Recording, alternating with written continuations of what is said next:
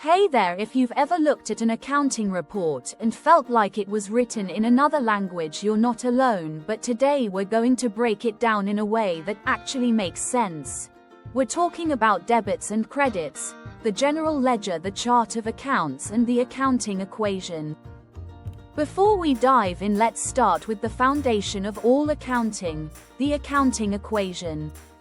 This is the rule that keeps everything balanced and makes sure a company's financial records make sense. The equation is simple but powerful. Assets equal liabilities plus equity. This means everything a business owns is either funded by what it owes to others or by the owner's investment and profit. Let's say you start a business with $10,000 of your own money. That $10,000 is an asset because your business now has cash. It's also recorded as equity because you, the owner, invested it. Now let's say you take out a $5,000 loan. Now your business has $15,000 in assets, but $5,000 of that is a liability because you owe it back to the bank. Now let's bring in debits and credits because every transaction affects at least two accounts in a way that keeps this equation balanced. Debits and credits are the language of accounting. Debits increase assets and expenses. Credits increase liabilities, equity, and revenue. Think of it like this: if money is coming into an account, it's a debit. If money is going out or being transferred elsewhere, it's a credit. Let's say you buy a new laptop for your business for $1,000. The debit goes to computer equipment because you've gained an asset. The credit goes to cash because you've spent money.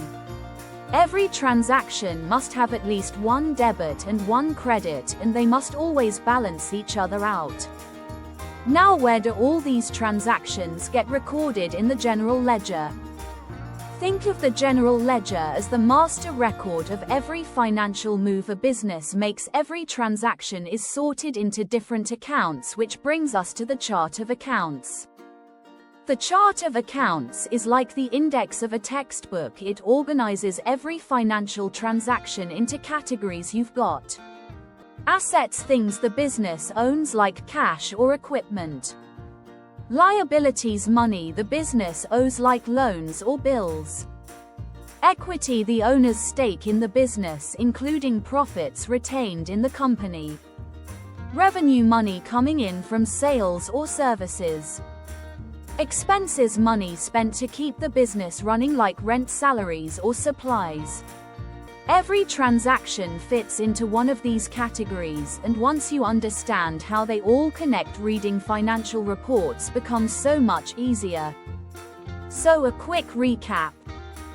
The accounting equation: assets equal liabilities plus equity, and every transaction must keep this equation balanced. Debits and credits: every transaction has both, one goes up, one goes down, and they always balance each other. General ledger: the big book that keeps track of all financial transactions. Chart of accounts: the categories that help organize and classify those transactions. Getting comfortable with these concepts is the first step to understanding how businesses track money. Once you get the hang of it, everything else in accounting becomes a lot easier. If this made sense to you, stick around for more.